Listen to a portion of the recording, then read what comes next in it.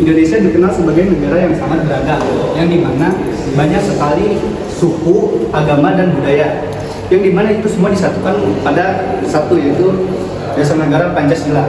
Tapi bagaimana jika ada yang menanyakan Pancasila atau menolak Pancasila tersebut? Pertanyaan itu muncul ketika salah satu teman kami meragukan Pancasila. Gue tuh makin mikir, Pancasila itu udah nggak cocok buat sekarang.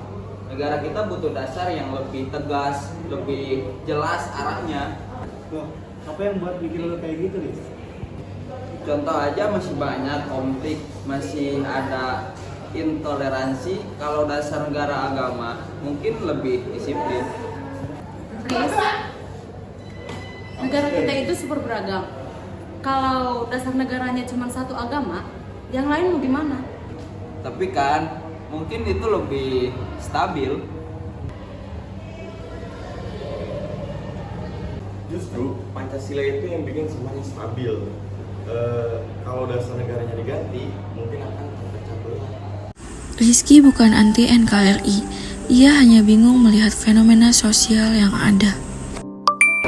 Jika kita lihat pemberitaan akhir-akhir ini, kita sering melihat kasus intoleransi, perpecahan, konflik antar kelompok. Ini yang bikin beberapa orang mulai ragu, apakah Pancasila masih kuat sebagai dasar negara? Konstitusi Anda di sini ini mau ngapain? Saya tanya, mau bubarin orang beribadah.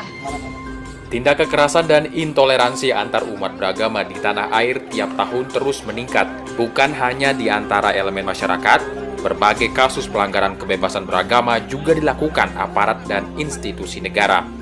Rentannya tindakan intoleransi dan pelanggaran kebebasan beragama ini tercermin dari terus melonjaknya angka kasus intoleransi setiap tahunnya.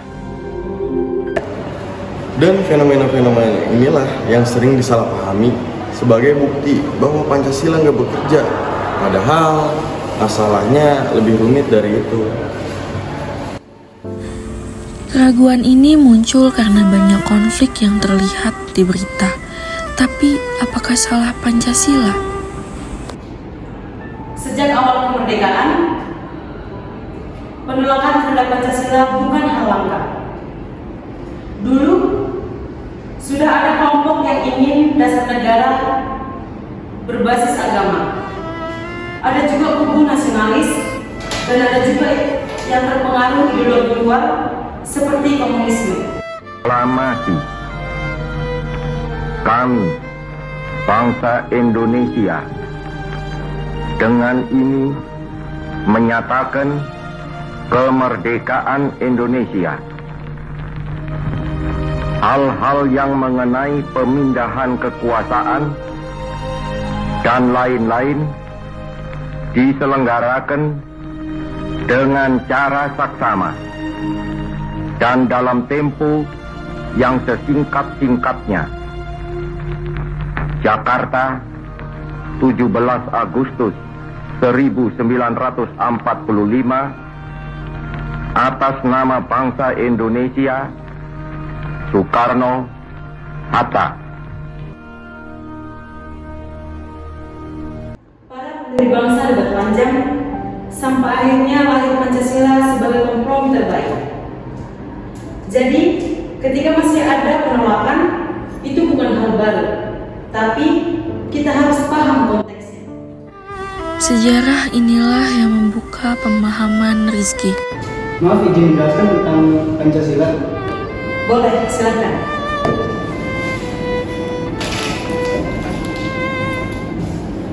Kenapa Pancasila dipertahankan? Pertama, karena dia bisa menyatukan keberagaman. Kedua, Pancasila tidak bertentangan dengan agama dengan agama manapun. Dan yang ketiga, Pancasila ada di pembukaan UUD 1945, jadi mana otomatis mengikat semua warga negara. Keempat, Pancasila itu fleksibel, menyesuaikan perkembangan zaman. Kelima, Pancasila itu fondasi sistem hukum dan politik Indonesia. Dalam kehidupan sehari-hari di sekolah, Yang pertama, kita menghargai dan menghormati teman yang berbeda agama. Kita juga tidak membeda-bedakan dalam bergaul, dan kita menjenguk teman yang sedang sakit. Kalau di dalam kehidupan sehari-hari di masyarakat, contohnya adalah kita saling menghormati dan menghargai perbedaan suku dan agama di lingkungan masyarakat. Berikutnya, kita juga tidak membedakan suku, ras, atau golongan. Di dalam kehidupan berbangsa dan bernegara, contohnya adalah mengakui dan menghargai hak asasi manusia. Lalu, kita menjalin hubungan yang baik antar umat beragama dan menciptakan rasa persatuan dan kesatuan. Kalau dasar negara diganti, semua sistem hukum harus berubah. Itu bisa bikin instabilitas.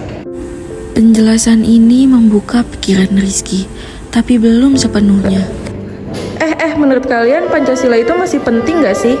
Penting banget dong. Kalau nggak ada Pancasila, kita bisa saling curiga karena beda. Pancasila itu sebagai ruang aman bagi semua kelompok. Pancasila itu pedoman moral. Tanpa itu, hukum cuma aturan. Nggak punya dasar dan nilai-nilai. Setelah lihat penjelasan tentang Pancasila tadi, apakah masih percaya bahwa Pancasila nggak relevan? Awalnya iya, soalnya gue cuma lihat masalah di berita, tapi habis dengar sejarahnya, gue baru ngerti kalau masalahnya bukan Pancasilanya, masalahnya cara kita menerapkannya dan merealisasikannya. Betul, Pancasila itu sebagai dasar, eksekusinya ada di tangan manusia. Yang penting kita harus memegang konstitusi dan terus belajar tentang Pancasila. Ya, gue sekarang paham kenapa Pancasila nggak bisa sembarangan diganti. Perbedaan pendapat itu wajar, yang penting kita mau belajar memahami. Pancasila bukan cuma hafalan, Tapi dasar negara. Pemersatu keberagaman Dan kebudayaan moral. Dan gue sekarang ngerti bahwa Pancasila itu penting dipertahankan. Ketika kita memahami Pancasila, kita sedang menjaga Indonesia. Different but still one.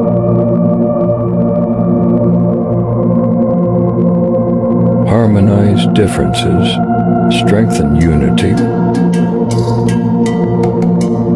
for a strong Indonesia. Happy Pancasila birthday.